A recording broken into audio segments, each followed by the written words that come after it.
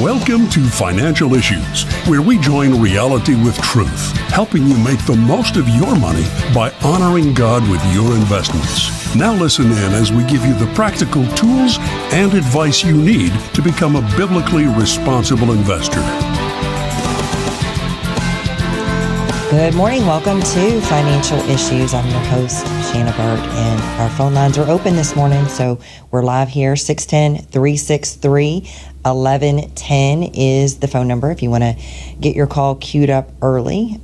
We've got a whole hour to get to your show, but we want you to get in early. 610-363-1110. So what might you call in and ask? You're wondering, maybe you're tuning in for the first time.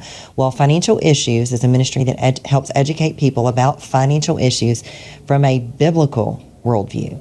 And you can partner with this ministry. You can join us in our mission to defund darkness through making your portfolio biblically responsible and honoring to the Lord. We call that defunding darkness. And listen in as we encourage you to fund the light, to be a joyful and generous giver with all of the resources that the Lord has trusted you to manage. Not give all of your resources, but to be a good steward with all of them.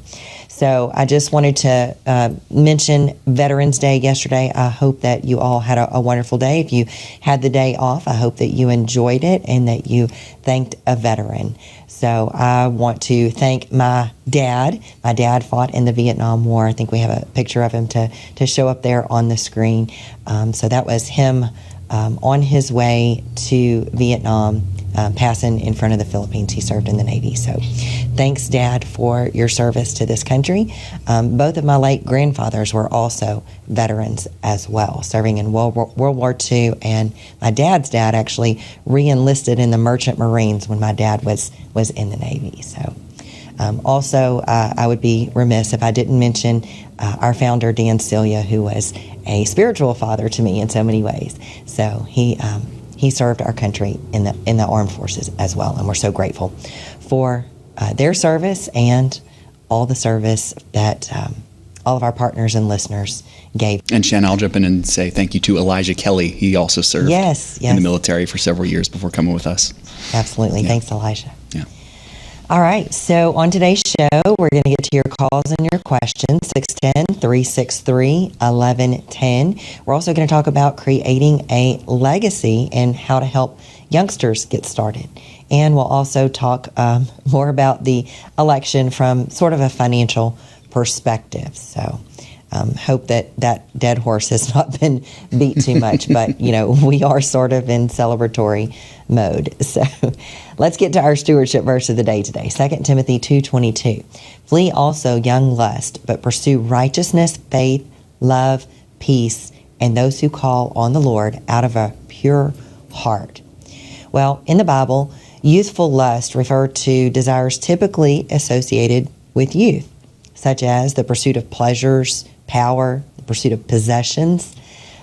Prior to our own conversion in faith and commitment to follow Christ, our desires look much differently than they do post-conversion. Without the Holy Spirit, we are masters of our own universe, or we think we are anyway, and we do what is right in our own eyes. Our hearts are inherently wicked and bent on doing evil all the time. That's according to Scripture through the eyes of God. Once we recognize that God is the source of objective truth and we submit ourselves to His ways, our desires change. We are able to resist the lust of the flesh, those empty promises that the world dangles in front of our physical eyes, and we start to love the ways of God. Seth? Yeah, that's great. That's awesome, Shana. I'm speaking as someone who I think you could still qualify as a young person, so I've got some experience in trying to flee these youthful lusts, and unfortunately I have fallen from time to time. But really, these youthful lusts, it just means standing against vices that are common among young people. So you're talking things like sexual immorality, greed, licentiousness, drunkenness, things like that. It's not to say that older folks don't struggle with these things too, but there seems to be sins that are sort of common to demographics, and these tend to be some of them. Instead of doing that, we need to pursue what's virtuous and good and true. So I'd hope that we would do that today, Shana. Speaking of youth, it brings us to a great question from a partner named Bobby. So Bobby asks this: Shana, I just got a young couple signed up with FISM. They are members, and I require that before I even help my children that they would become members as well. So that's awesome, Bobby. Thank you. Yeah. Bobby says, we've sold all the mutual funds they owned. Should we start building the new portfolio now, or should we wait? So what insight would you have for Bobby as he's doing something really cool, which is trying to help this young couple get started? Absolutely. Thanks, Bobby, for your commitment to biblically responsible investing, to honoring the Lord, and to the ministry, and to sharing that with those that you love. Also, we're coming up on the holidays. There are ways that you can gift a membership to those youngsters in your life, or anyone in your life that you want to help with financial issues. Well, this is a great way to leave a legacy, right? So we're going to leave some things behind. And godly wisdom is much more or important of a treasure to be passed on than money or material assets. Material assets will be used up and spent, but godly wisdom is the gift that keeps on giving. So to answer your question specifically, I wouldn't wait any longer. I would go ahead and get started with a disciplined approach to getting that money invested. So, you're a longtime partner. You can help them watch the videos to get started. Discipline is the most important thing here. So pick a time frame. If they're really young, maybe you want to get started right away, get the money that they have deployed in the next, say, 3 months. If you're a little bit closer to retirement, or the time that you're going to be starting to draw down on your portfolio, maybe you want to lengthen that out just a little bit, maybe to 6 months.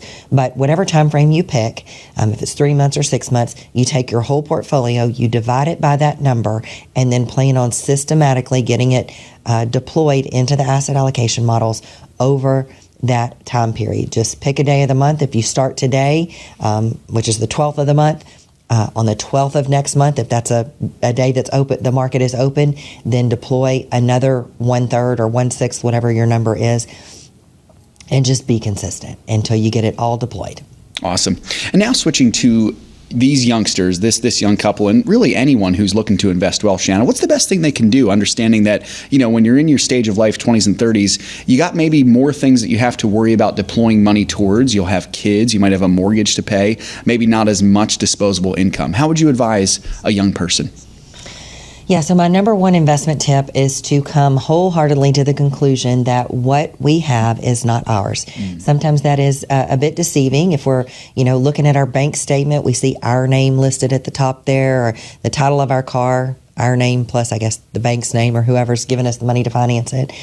Even the deed to our home, and, all of those things tend to have our names on them. But, we have to come to the conclusion that they are not ours.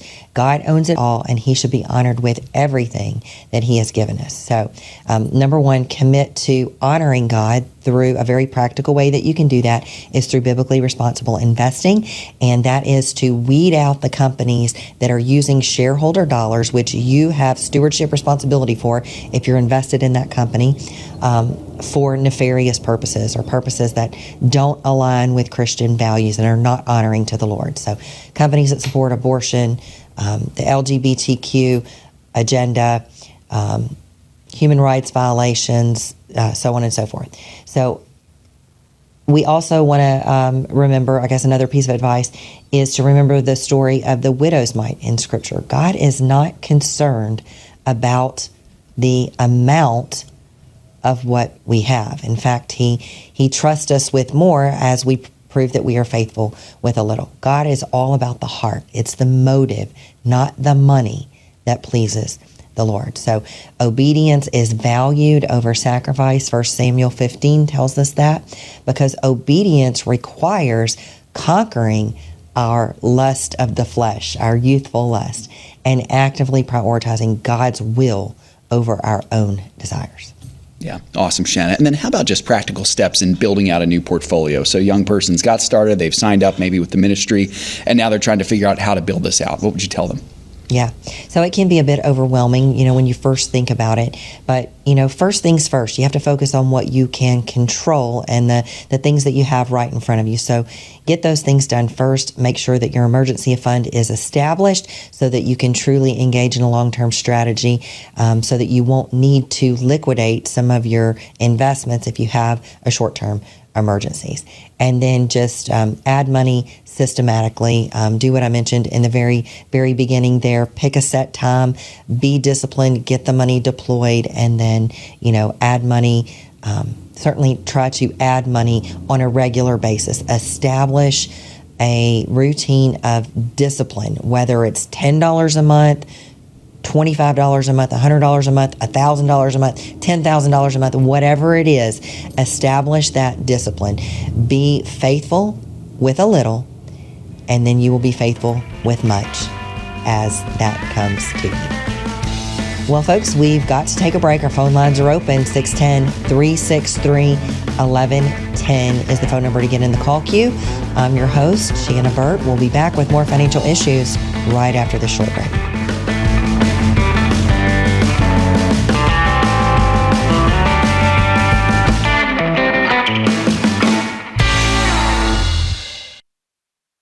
There are moments in life that define us. Choices determine the courses we take. Choices that create life, or those that save a life.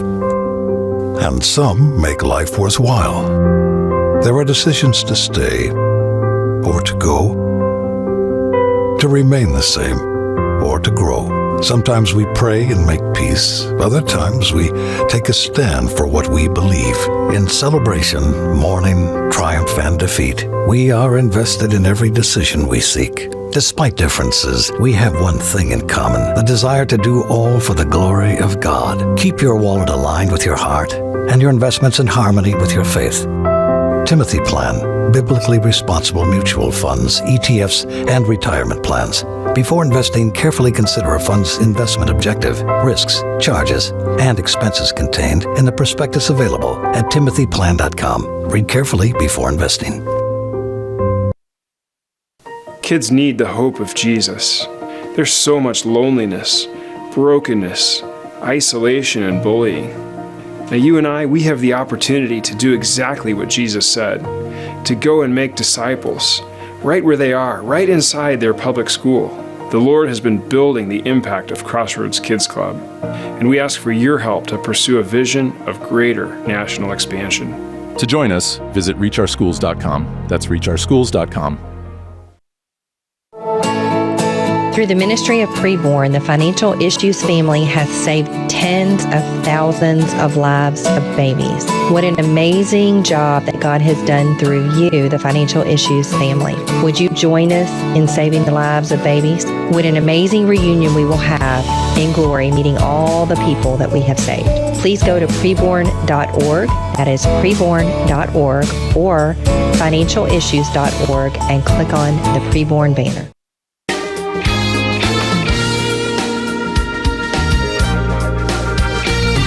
Welcome back to Financial Issues. Phone lines open, 610-363-1110. Well, if you are a partner, we did get some commentary posted yesterday, I do believe. And so take a chance and read that. It goes a little bit into more detail than what I usually have time to get into on the show, and it speaks a little bit more to the specific strategy rather for the partners rather than just the general audience. So we also have an alert that went out for a company that we issued a sell alert on recently. I don't know if you have the number. I don't have it in my notes, Seth, but if you know that. Take a look here, Shana. Okay. Yep. But it was an energy company that we asked you to sell, and we've created a petition. We don't just want to sell it. We want to try to petition the company and say, hey, we've sold off your shares of your company, and here are the reasons why. It's because you're no longer biblically responsible.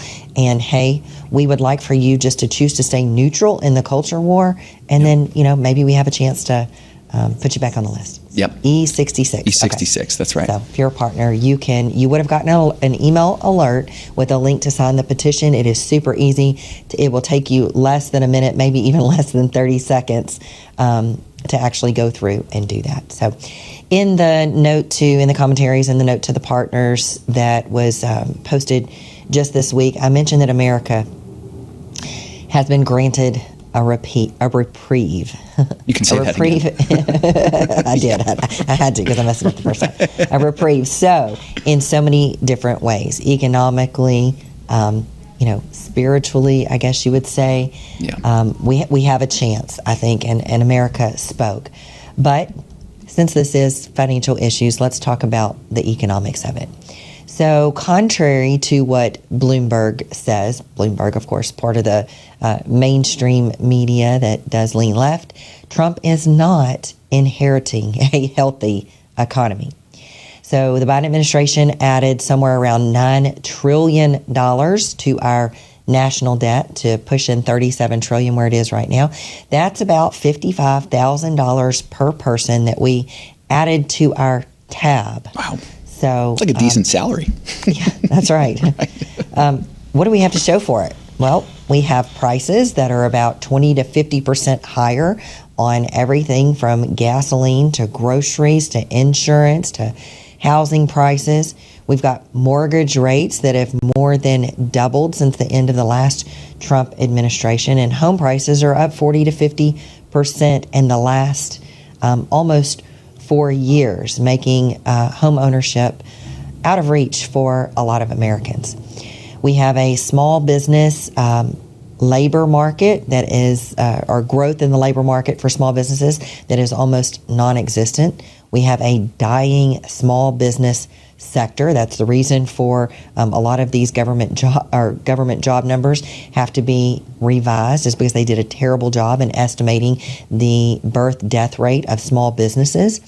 Corporate earnings outside of course, technology and communication services that are benefiting from the AI boom increased at a tepid 3% in the third quarter. Fourth quarter visions on the most economically sensitive parts of the economy are negative. Manufacturing, housing, small banks, and small businesses are dealing with contracting demand and supply constraints. Contracting demand, not good for a consumer-driven economy, and supply constraints, not good for the continuing quote-unquote disinflation trend. Division has been a driving theme under the Biden-Harris administration, and not the good kind, not the Red Sea parting kind of division. Under the Biden-Harris administration, policies were not only the Biden-Harris administration policies were not uniting.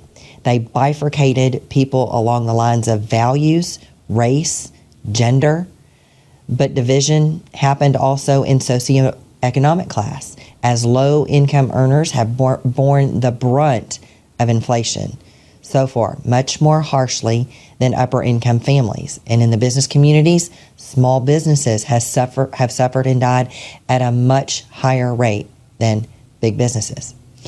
So how do we know that Kamala wasn't responsible for the mess that unfolded during the Biden-Harris administration, when we know that the destructive duo was not running the country? We know which one of the destructive duo was not running the country.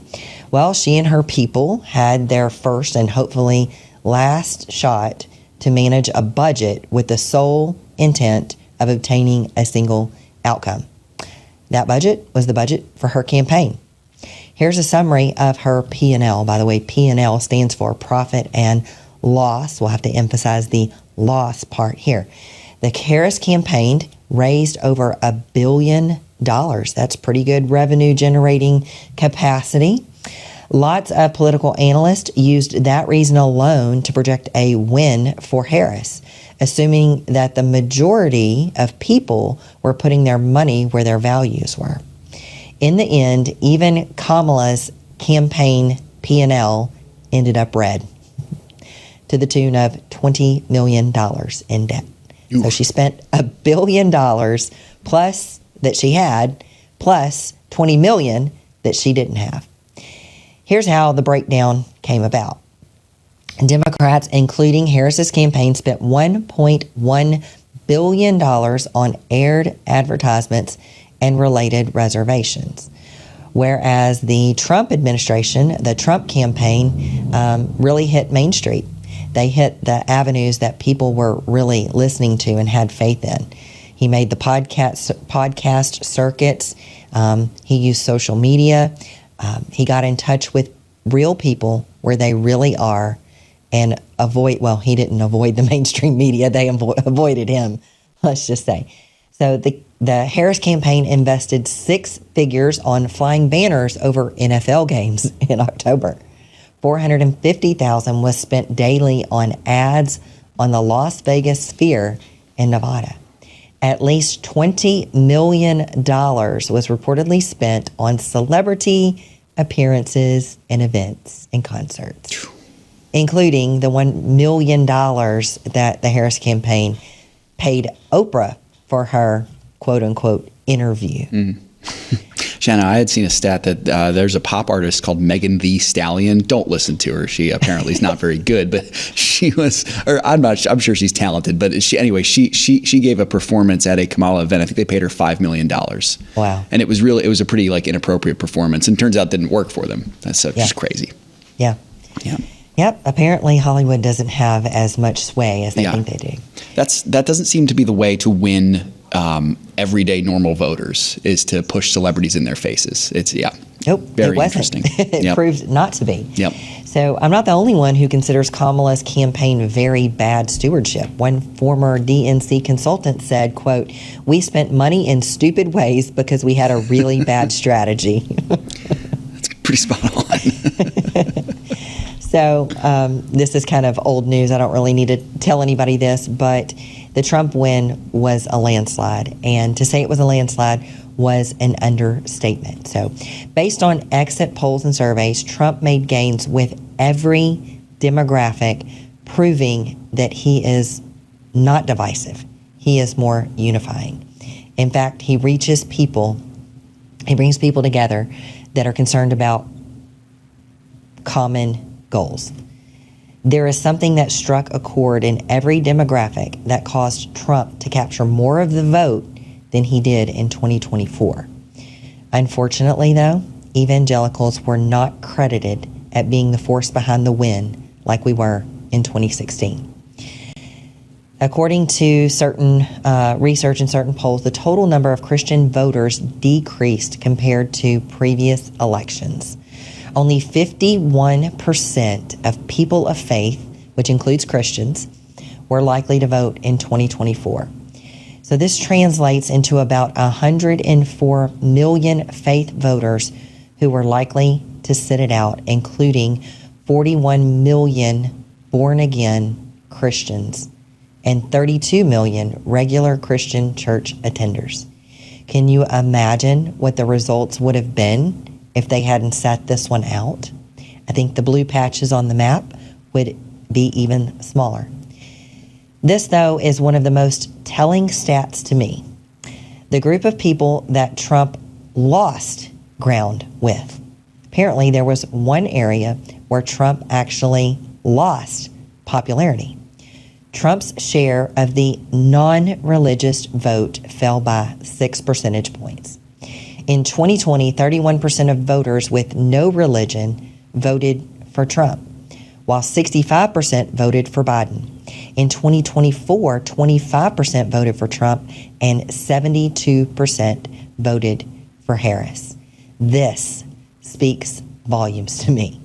Not about the person, but the platform.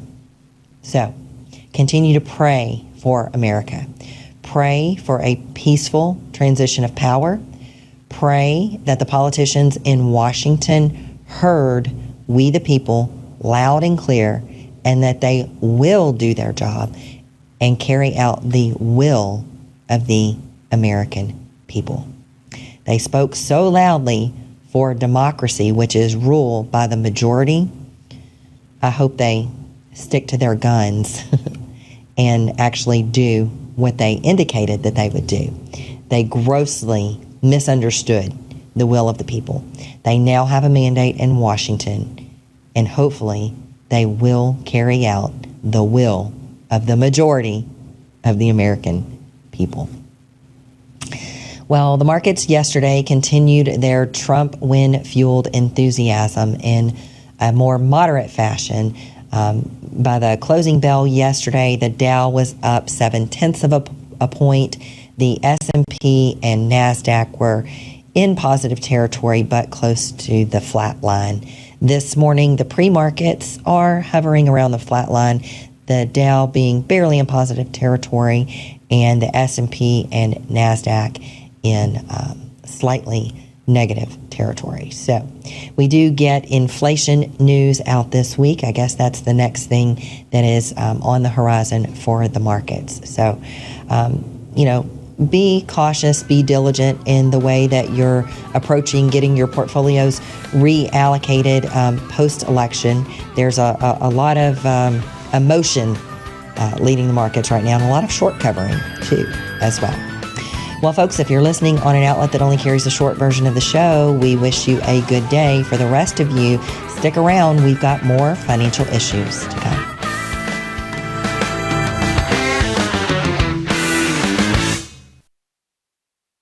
When God calls us to follow Him, it starts as a personal conviction. When I realized what I had been investing my money in, God immediately convicted my heart. But as we experience the joy that comes from following God, we encourage others to join us in our journey. If anybody's listening, thinking about joining, there's nothing like it. Just want to say I'm a very happy 7-year partner. It's been a great ride. It's been the best financial decision I've ever made. As more people join us, our impact for Christ compounds. Due to mounting external pressure, John Deere will no longer be participating in social or cultural awareness parades, festivals, or events. Together we take the form of Christ, promoting good and eradicating evil. You guys are on the front line of the battle. All we stand behind you and be strong, faithful. Align your investments with your faith. Become an FISM partner today at financialissues.org.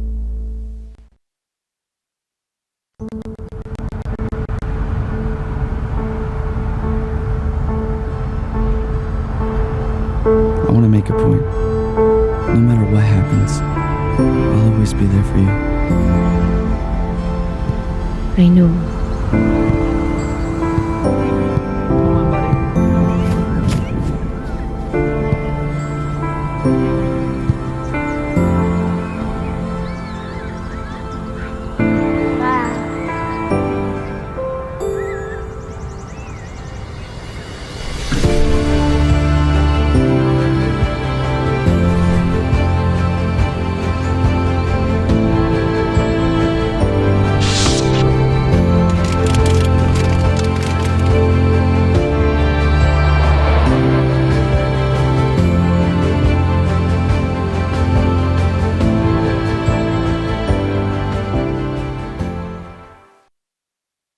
Every day, kids all across America are coming to school with some kind of hidden pain. I've seen kids come in who are just so confused about what's right and what's wrong, just having no idea that God loves them. And this just breaks my heart. Crossroads has the opportunity to bring the Word of God right into the public school, to reach children right where they are. And when we see that happen, we see God changing lives. We want to see kids not only come to Christ, but pursue a lifelong relationship with Him. And so local churches are uniquely positioned to disciple those children as they become young adult.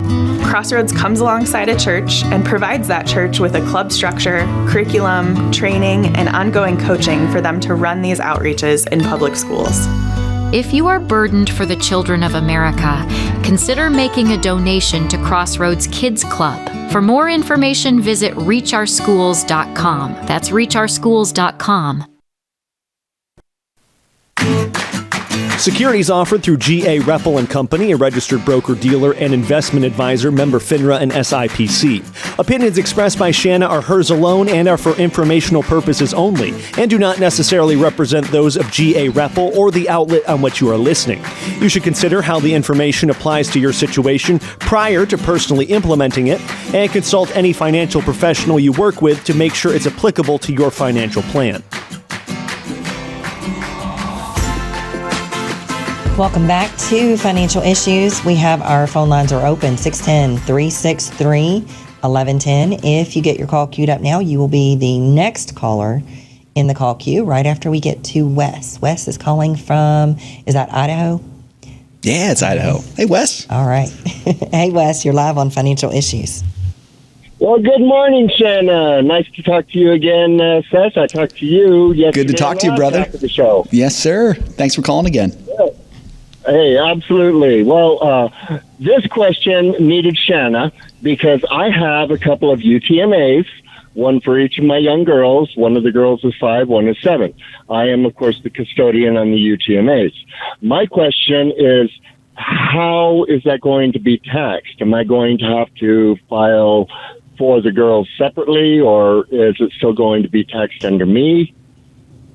Yep. So technically, the girls are the owners of the account, and they are responsible for any tax consequences that come to it. So I'm not a tax professional. You'll want to talk with your tax person to see if they'll actually have to file a tax return, because they have to make over a certain threshold to have to, they have to have certain amounts of income to even have to file.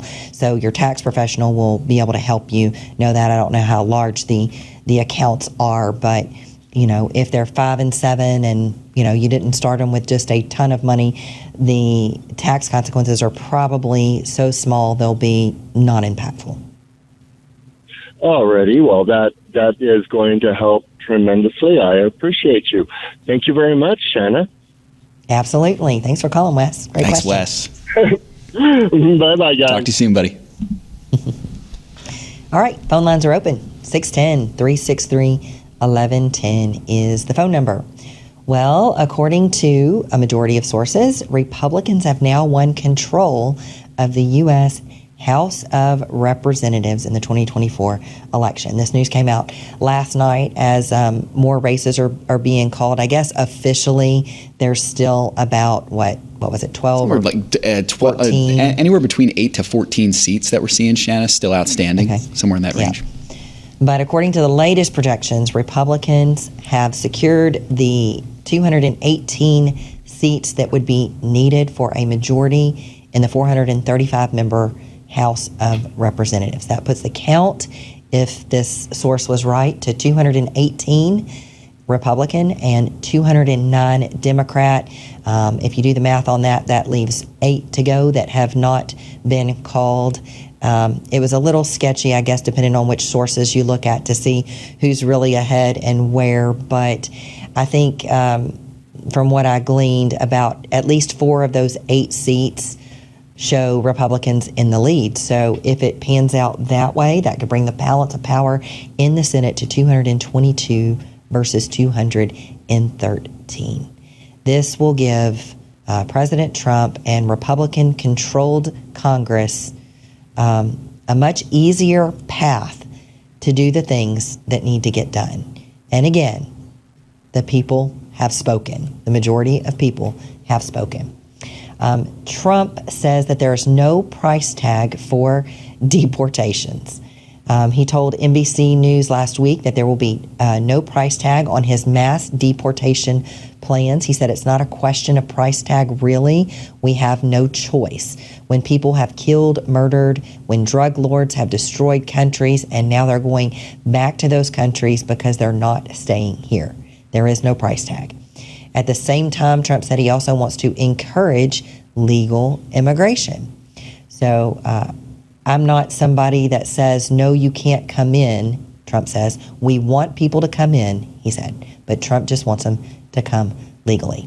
So he is quickly assembling his team. It seems like my phone buzzes every few minutes with new news about Trump appointees. It's hard to keep up with them all, but he said that the new border czar will defend his deportation plan. Former acting ICE director and newly named Trump border czar Tom Homan on Monday defended plans to deport legal immigrants. Watch what he said. Frankly, I don't care what people think about me, especially on the left. Again, when you have a historic crisis, a crisis this big, here's what they need to know. When you have a crisis this big that overwhelms the Border Patrol, where the majority of Border Patrol are no longer on patrol, they're making sandwiches, they're changing diapers, they're making baby formula, they're making hospital runs, they're making airport runs. When you take most of Border Patrol agents off the border to deal with humanitarian crisis, that's when the fentanyl comes across to kill 250,000 Americans. That's when the sex trafficking has increased 600%. That's when no suspected terrorists has crossed this country. They've had a record of people on terrorist watches that have been arrested at the southern border. That's why you have over 2 million gotaways. How many of them came from a country sponsoring terror? So I don't care what anybody's opinion is on illegal immigration. When you create a crisis this big, all these other bad things happen. That's why you have to secure the border. Wow. Shanna, I kind of like what I hear there. Obviously, like he said, like Trump said, it's going to cost money. It's going to cost tax dollars. But this seems like the right move, Shanna. What are your thoughts on this? Yeah. It sounded like a man who's been prevented from doing his job for the last big time 4 year or 3+ years, almost 4 years under the Biden-Harris administration. And the thing about it is, they don't even have to really, the government doesn't really have to do much. We have laws in place, laws that have been not enforced. So it looks to me like he's just had the chains taken off of his hands to actually enforce the laws, to actually do the job that he was hired to do, that he was, chosen to do with ICE. So defending citizens of the United States from threats, foreign and domestic, is a legitimate function of the government. So as much as I don't want to see deficit spending continue, there are some things that the government legitimately has a need to spend money on. So sure, it might cost us some money to clean things up, but you know what? Trump has a way of recruiting economic help from some of those that are partially responsible. Remember back in 2019, he made Mexico contribute to protecting our border from their side with when he threatened to impose huge tariffs on all Mexican imports unless Mexico took action to curb the flow of migrants into the U.S. border. So that threat of those tariffs led to an agreement where Mexico agreed to deploy its National Guard to our southern border and expand a program to allow asylum seekers to remain in Mexico while their cases were being processed in U.S. courts. So as far as I know, that is still the law of the land. It has just been totally disregarded by the Biden administration. So first, we have to get the border closed, and we have to be willing to address the problem of, whatever the number is, 10 million, 20 million, 30 million illegal immigrants that are in this country, a lot of them on government benefits and replacing Americans in the workforce. So we've seen a steady increase in unemployment of native-born Americans, as we've seen an increase of non-native-born Americans filling jobs. So we have to get the border closed. In fact, migrant caravans were already breaking up the day after the election. The first thing that needs to happen after we get the borders closed is that the money should be turned off. So all of this, entitlement programs, the money that taxpayers have paid into the government, the taxpayer-funded programs that a non-majority of Americans support these payments going to illegals. We need to have a return to the majority, on issues like this. The people in Washington need to listen to American citizens, the ones that are footing the bill for all of this. There is no such thing as government money. It's all taxpayer money. And by the way, the government represents the people. So it is the people's money, and the people should have a say in how it was spent. So I would say there's going to be mass self-deportation when they find out that the things that were used to entice them to come here, getting on all of these government benefits, housing, food stamps, just, cold hard cash put on debit cards that they can spend for whatever. Once that's turned off, I think you'll see a lot of self-deportation. unfortunately, you don't have to go home, but you can't stay here. So, I know there's going to be all those people that are saying, what about these poor people that are seeking asylum? I guarantee you that, the majority of people that are here are not seeking asylum. They are seeking the American dream, or what they perceive to be the American dream, which is not really the American dream. The American dream is not standing there with your hand out to the government waiting for them to fill it up. The American dream is to come here and to have the opportunity, unburdened by government regulation, to be able to work, to have a business, to be free, and to do all the things that Americans have always loved to do. Well, folks, got to take a break, but we're going to be back. Stick around. We'll be back with more financial issues right after this.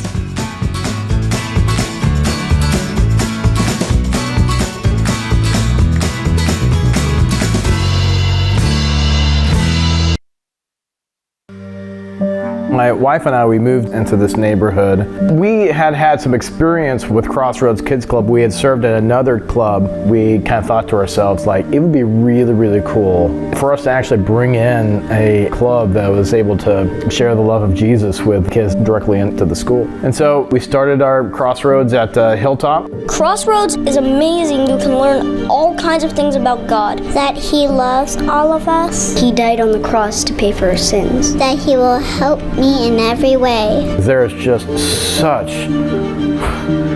tremendous opportunity to reach kids in some of these areas that just aren't being reached. Sometimes I pray every night. When I feel alone sometimes, God is right there sitting next to me. I can rely on Him no matter what happens. To learn more about Crossroads Kids Club and how you can get involved, visit reachourschools.com. In a world where financial decisions can feel overwhelming, it's easy to lose sight of what truly matters. But what if there is a way to align your financial goals with your deepest values? Financial Issues has helped us navigate the complex world of finance through a biblical lens. By prioritizing and investing in a way that honors God, Financial Issues has empowered us to focus on what truly matters: our family, our faith, and our future. With Financial Issues by our side, we can invest knowing that our financial decisions are in line with our values. Take the first step today and become a Financial Issues partner to access rich online resources, training tools, and guidance for biblically responsible investing. Head over to financialissues.org and learn how to invest your money in a way that honors God. That's financialissues.org. The opinions and recommendations expressed on this program do not necessarily represent the opinions of the station or any of the program sponsors. Additionally, all products or services offered by the program sponsors may not be known by the program. Well, sorry, guys. I kind of got on a roll there and we missed the ag report. So, we do have an ag report today. Seth, tell them where they can find it on the website. You can find it on the website, folks. Usual places. Check out. You can find it on financialissues.org. You can also get the app. I'd actually say the app's probably the best place for the ag. So if you go to Financial Issues, that tab, and you scroll down a little bit, the ag report is updated right there also. And Shana, we are going to have Craig on the program live tomorrow. So we missed a usual recorded ag today, but you'll get a live one tomorrow. So it should be fun. Yeah. Sounds great. So make sure you check that out. You can also catch up on your missed episodes of Financial Issues there as well. And on podcast, if you do Apple Podcast or Spotify, and on all the social media. If you like the shorter little snippets, you can find those on social media. And we're just about everywhere. We're on Facebook, Rumble. We're monetized on Rumble. So if you're a Rumble person, at help least us out there. $10. And who knows, maybe under Trump's economy, we might even make a little bit more.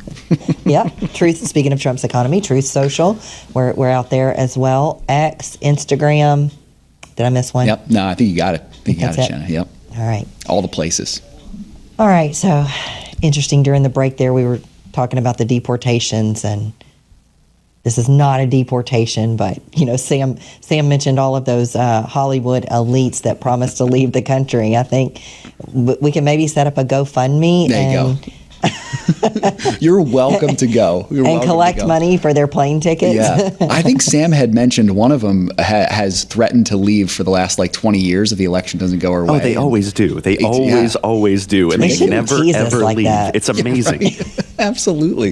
They shouldn't tease us like that. Right? Seriously. Yeah. Sam was saying they must be afraid of affordable gas, good economy, freedom, You know what astonishes me about this, especially this year, is that they act like he's not been president before. Yeah. We know what a Trump economy is going to be like. Even if you don't like it, it's not going to be the end of the world. And it's hard to see why you wouldn't like it. Cheaper gas, cheaper groceries, deportations, less crime. I don't know. They got something going on in their head. I don't know what that is.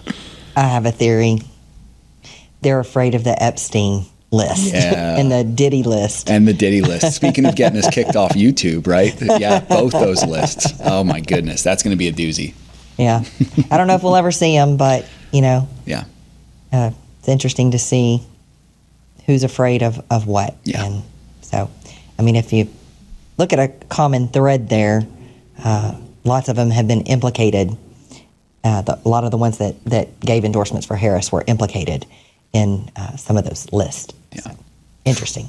Crazy stuff. Shana, I know we have a couple questions to get to if you'd like. Yep, let's do it. Let's do this. Kim is up first here, 63 years old, saying, how do I implement an asset allocation strategy as part of my overall plan? So I've heard you say put investments with high growth potential into a Roth, and I'm looking at the buy list. Would all of the stocks that say growth be good candidates for a Roth account, or should I consider only the blue highlighted stocks or look at cap size and sector as well? And then she's also asking about specific ones, E60 and UT37. Should they both go into a Roth account? And she's 63. Yeah, so I mean, it depends on the size of your Roth account. I've different people have different sizes. If your Roth account is really small, I would focus on the technology stocks first. The UT stock, UT37 that you mentioned is probably a really good one to be in a Roth as well. But I would look at those technology stocks. If you have a larger Roth account, I would start by whichever one's smallest, right? So if your IRA is the smallest, then start there. Put the income producing things there, anything in the fixed income category, anything in the preferred category, and then producing stocks, because at some point, if things as long as things stay the same, you're going to have some required minimum distributions that are going to have to come out of that IRA, that traditional IRA account, and you're going to want some things that are generating some income. So I would start with the smallest account and do that one first, and then some things are just going to be, the location is going to be dictated just out of necessity, like you run out of room in one account or the other. But income, fixed income, preferreds, that's where you start with the traditional IRAs. I would start with the technology, small caps, things like that in the Roth. Awesome, Shana. Walter's up next here, 75 years old. He's saying, with CD rates falling, you recommended purchasing preferreds with funds from maturing CDs rather than new CDs for our fixed income. Is that still your recommendation? And if so, how should I prioritize which preferreds to purchase? Yeah, so if you're light in your preferreds exposure, then you want to consider doing that. As you're looking, I believe we have 4 preferreds on the list. So you want to kind of look at them. You want to see which sector the underlying companies are in and consider your sector exposure. So, for example, if you're looking at, let's just say, the energy preferred that we have on the list, maybe you own that same company in your energy sector, and maybe you should look at a different preferred. So take a look at your portfolio tracker, see where you're overweighted. If you're overweighted in any particular sector, maybe you want to avoid the preferred that's in that sector. Then just look at yield. So I would look at forward yield. You can find that either by clicking on the symbol on our website or whichever discount brokerage platform you use. Nice, Shannon. Jerry up next. Jerry is 66 years old. He's retired, about $300,000 in an investment account, $290,000 in an IRA, $50,000 in emergency savings. He's heard of a fixed indexed annuity, guaranteed 5 to 10% annual income, no loss of principal, no fees, 5 to 10 year term, death benefit, all that good stuff. Not invested in the indexed. He just uses it for the interest calculation. The index goes up, interest paid index goes down. Nothing paid, but principal and accrued interest is not lost. Is this biblically responsible? He's wondering, and he's 66. Yeah, I mean, I guess you could make that argument that it is, since it's just an annuity is a contract with an insurance company, and the insurance company is going to invest the money. They're going to use the movement in that indice to calculate the interest that they pay you, and then they're going to keep all the other profit. So, I guess you could make the argument that it's biblically responsible if that's your only question, but do I like those options? No, not really. They, there's a lot of things that you mentioned there, but these contracts are often, there's a million of them out there. They all work a little bit differently. You have to make sure that you understand exactly how the product is going to work. And with my experience in the industry, people don't typically find out exactly how they work until they're already in it. And then to their chagrin, they find out that they would have to pay a big penalty to get out of it. So you have to really understand what the guarantees are. So if and then my question is, if you believe so much in the markets, why not just invest in the markets rather than letting the insurance company reap all of the extra reward? And I get it. The answer to that is probably, I don't want to take any risk, but the risk is that you don't really understand the complicated contract that's put before you, and you're going to end up with something that you don't like. That's just been my experience. Good, Shana. Next one is David, 61 years old. Just signed the petition for E44, sold the stock within the past few weeks. He appreciates all our hard work. Been building up cash in his portfolio, which is great. He said, I recently sold TE91 as well, purchased last December prior to the election. I have held another company that we had, I think it was MA40, since December of 2016. Saw that it was on the sell list as well. Is it on the way up? And I'm wanting to know, why is it on the sell list? Well, we gave some basic reasoning when we did send out the alert, or in the weeks following the alert. That's been, 3 months now. So, I mean, one of the major reasons is just, it hasn't panned out for the long term as we thought it would. So, I mean, it's really traded in a narrow range. It's been up and down in that range for a long time. It's paid a decent dividend, but it's in a very cost-intensive industry. And the bottom line is just, we think that there's better places to deploy capital. Awesome. And last one for the day, Shannon Mendes saying, there is a large sell list. Am I reading the website correctly? She mentioned several stocks. One of them is the sell alert that we just mentioned recently, that you mentioned earlier in the show.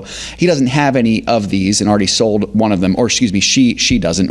Just wants to know if she's reading the website correctly with these sell alerts. Yeah, so the sell list that's on there are sells that have been issued by the ministry in the last 3 months. So yes, it does look long, and we've been in a process of really sort of cleaning up the list, kind of narrowing things down. We've eliminated a lot of underperformers. We've eliminated a lot of things that we just don't feel have as bright of a future as some of the other things that are on the buy list. We also, our strategy was to increase our cash positions ahead of the election, and so we did that by way of sell alerts. So, we don't have the size of an analytic team that a Wall Street firm has. So we really want to pare things down. We really want to be intently focused and good at what we do. So that's part of the reason there. Hear the music. That means we're done for the day. So we hope that we encouraged you. We hope that you learned something today, and we hope that you'll share our ministry with other like-minded people. Well, folks, Lord willing, we'll be here tomorrow to remind you that time's getting short, the Master's coming back, and we want to help you be found a good and faithful steward, defunding darkness and funding the light. I'm your host, Shana Burt. Come back tomorrow for more financial issues.